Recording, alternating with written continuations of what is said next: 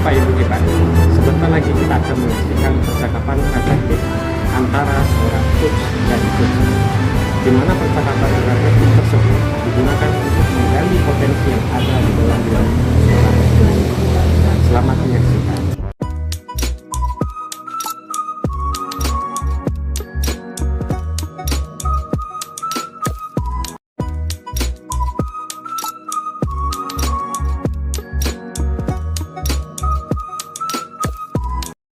Selamat pagi Bu Ayu, gimana kabarnya? Selamat pagi Pak, alhamdulillah baik. Dari apa yang saya lihat, kelihatannya ada yang ingin disampaikan. Iya nih Pak, ada yang ingin saya sampaikan berkaitan dengan proses. Kira-kira hal apa itu? Melihat dari beberapa tahun ini kan ada Dari hasil manajemen tersebut, Ibu memperkirakan atau mengetahui dari hasil ujian anak tidak memuaskan atau bagaimana? iya tidak memuaskan bagi saya.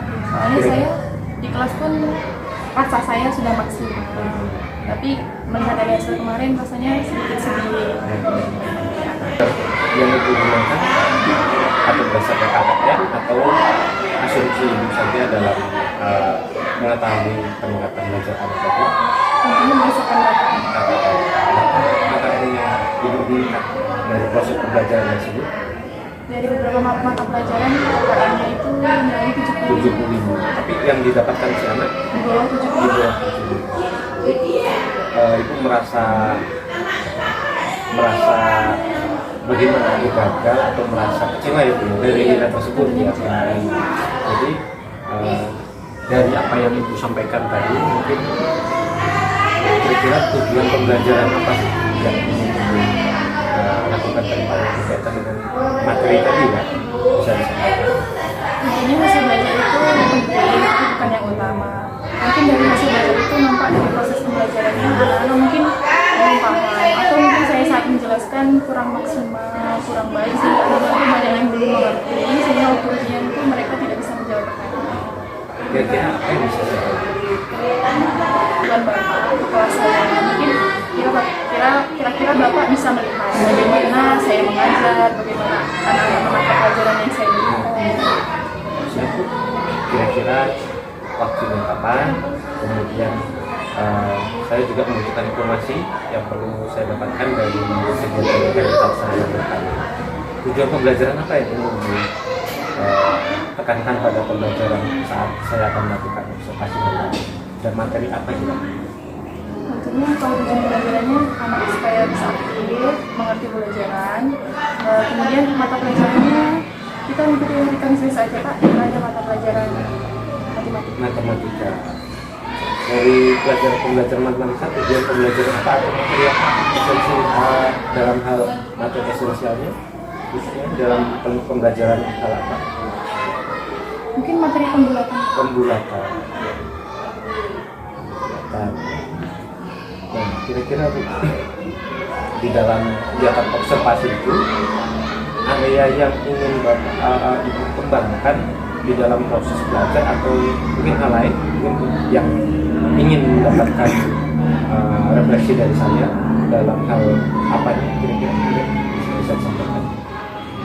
Mungkin seperti biasa saya kan hanya menjelaskan melalui materi sama mungkin ya. Mungkin saya besok akan mencobakan menggunakan media. Apakah itu terpengaruh sama hasil belajar anak? Gitu. Nanti dari kegiatan yang Ibu terapkan nantinya apakah kira-kira ada yang perlu dikembangkan lagi ya Bu terhadap pembelajaran itu? Jadi strategi yang Ibu inginkan di sana ada strategi apa saja pendekatannya ingin Ibu ajarkan ke siswa selain ceramah tadi? Menggunakan Media ya. Baik, kira-kira kapan waktunya di hari Kamis jam berapa? Hari Kamis mungkin jam kedua ya Pak ya? Jam kedua, siap. Berarti kita sepakati dari Kamis jam kedua pelajaran matematika, kemudian berkaitan dengan pembulatan ya Bu ya. Itu akan mencobakan dengan teknik baru dengan media pembelajaran. Apakah hal tersebut akan membawa dampak di dalam hal peningkatan kemampuan anak ya dalam memahami pelajaran, dan tentunya harapannya apakah berpengaruh terhadap nilai kedepannya Bu ya? Iya. Baik Ibu, akan bertemu kembali di hari Sabtu mendatang.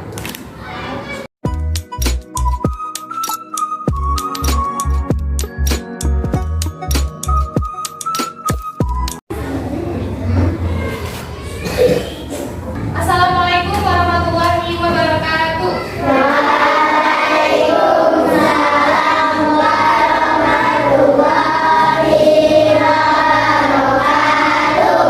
Gimana kabarnya hari ini? Alhamdulillah sehat.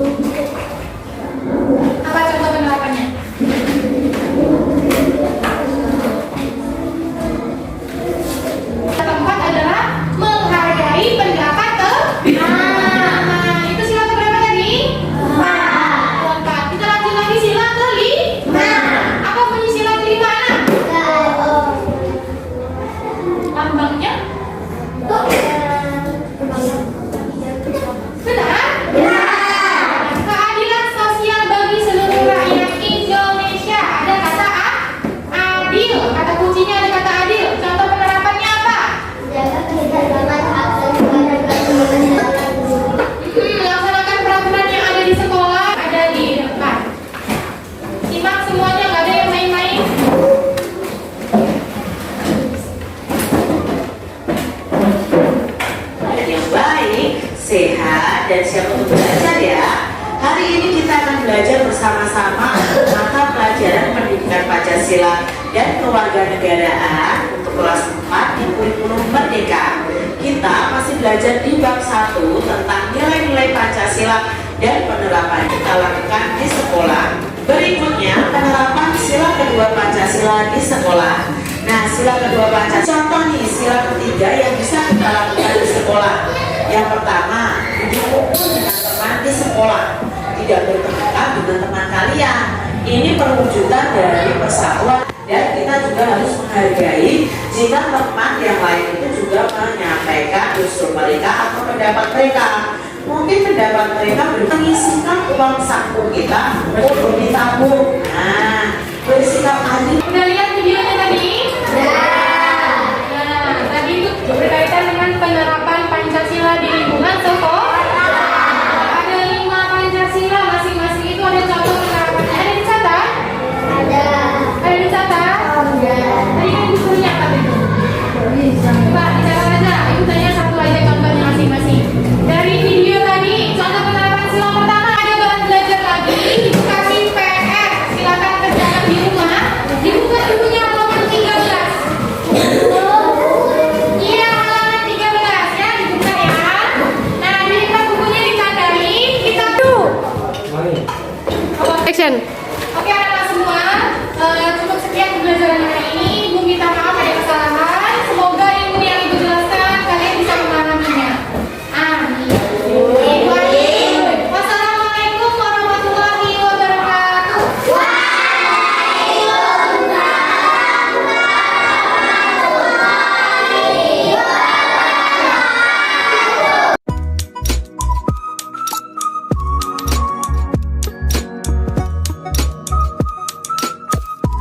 Selamat pagi Bu Ayu. Selamat pagi.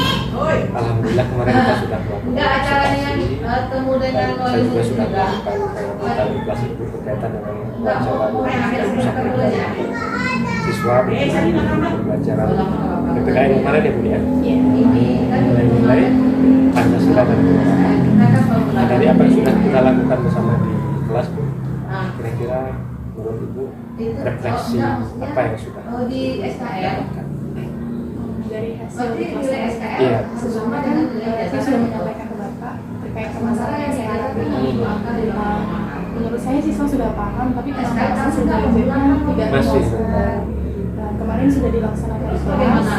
Proses pembelajaran pun sudah mengikuti bagaimana alurnya. Dari pendahuluan, kegiatan inti sampai penutup. Saya juga menjelaskan lagi materi anak. Dan saya juga mencobakan ini seperti video pembelajaran di mana sebelumnya saya belum pernah mencobakan video pembelajaran. Jadi pada materi penerapan nilai Pancasila itu saya terangkan dulu kepada anak, kemudian saya tampilkan videonya di akhir pembelajaran, kemudian saya beri latihan. Pada saat saya menerangkan dan saya tampilkan video, saya tanya jawab juga, anak-anak itu sepertinya paham dan mereka juga bisa menjawab pertanyaan yang saya berikan. Secara langsung ya Bu? Iya, secara langsung bisa. Tapi saya juga heran kenapa waktu saya di akhir pembelajaran saya kasih latihan, tapi nilai anak kebanyakan masih rendah. Berarti sebenarnya kalau kita lihat dari segi pembelajaran berinisiasi itu sudah menerapkan dengan ragam kegiatan berupa memberi materi video pembelajaran. Kira-kira Bu, menurut Ibu dari hasil proses pembelajaran tadi yang belum terlihat di mana? Setelah saya melakukan penilaian di akhir itu, saya baru tersadar anak itu emang kebanyakan diam. Yang pertama diam menjelaskan, diam mendengarkan penjelasan saya, kemudian diam memperhatikan video yang ada di depan. Dan anak kurang gimana Pak, mencari tahu sendiri. Keinginan mereka untuk aktif menggali Iya. materi tersebut masih dirasa masih kurang ya. Di bawah kan 16 ya Pembelajaran yang perlu ditingkatkan ke depannya mungkin dalam hal pembelajaran aktif ya Bu. Iya. Jadi melibatkan peserta didik itu untuk mengeksplor, menemukan materi tersebut kayak dengan apa yang ingin dicapai. antara SKL sama Dari janda nggak sama apa apa yang Ibu sampaikan tadi bahwa nilai tersebut awalnya kan nilai mid semester ya Bu, ya? Iya. Dari saat kita melakukan observasi apakah sudah terlihat dari presentasi itu ada kenaikan atau masih dianggap kurang peningkatan peserta didik dalam hasil pembelajaran? Kalau mungkin beda ya Kak, kemarin kan nilai MIT, kemarin hanya nilai latihan, itu hanya satu materi, dan dilihat itu masih kurang maksimal menurut saya. Iya. Jadi kedepannya upaya apa yang akan dilakukan supaya hasil anak itu dari segi proses pembelajaran mungkin itu bisa terapkan, kemudian dari pemahaman anak agar dia lebih mudah menerima materi yang ingin disampaikan. Lebih mengajak ke anak seperti ini. Berarti pembelajaran aktif mungkin bentuknya ya Pak ya. Iya. Kegiatannya kalau sebelumnya memang saya juga melihat itu hanya dari satu sisi saja, artinya apa? Dari caranya mungkin dari media yang dulunya sudah bagus, tapi metodenya masih ceramah ya Bu ya. Iya, pembinaannya masih ceramah. Berarti harapan kedepannya Ibu akan mengembangkan model pembelajaran yang berpihak pada murid, mungkin artinya ada feedback balik ya, ada aksi dan interaksi. Nah, pembelajaran aktif kedepannya itu memang diterapkan, mungkin Ibu bisa ceritakan model pembelajarannya bagaimana? Saya juga ada membaca referensi beberapa. Kalau misalnya anak itu akan lebih maksimal belajarnya itu dua arah, maksudnya dia dari teman sebaya juga ada, dari guru juga ada. Kemarin itu saya melaksanakannya mungkin baru dari saya aja gitu, mereka belum ada belajar dari temannya, mungkin besok saya akan melaksanakan melalui belajar kelompok. Kira-kira Bu, dari rencana yang akan Ibu lakukan, Ibu membutuhkan siapa yang akan Ibu ajak di dalam kegiatan tersebut agar pembelajaran lebih maksimal? Adakah orang lain yang dilibatkan dalam proses tersebut? Ini lebih ke anak-anak saja. Pembelajaran di kelas itu yang diharapkan memang pembelajaran yang sebanyak aktif ya Bu ya. Jadi mungkin kegiatan kelompok, tadi kan ada kegiatan interaksi ya antara satu teman yang lain atau anak yang lebih dikatakan lebih mampu, dia bisa membagikan ilmunya atau mengajarkannya yang lain. Baik, menurut Ibu dari refleksi yang sudah kita lakukan bersama, kapan kira-kira bisa mencatatkan atau merencanakan program tersebut untuk perbaikan ke depan?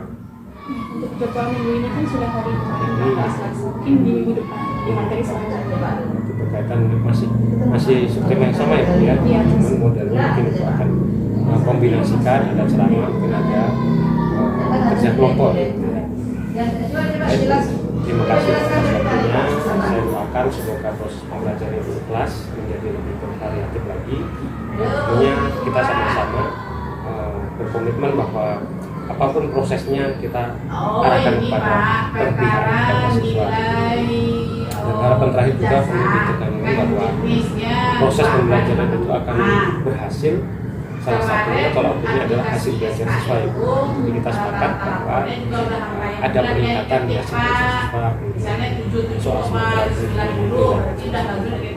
Baik, terima kasih banyak Pak Ayu atas waktunya. Semoga perbincangan ini membawa manfaat dan berkah bagi kita bersama.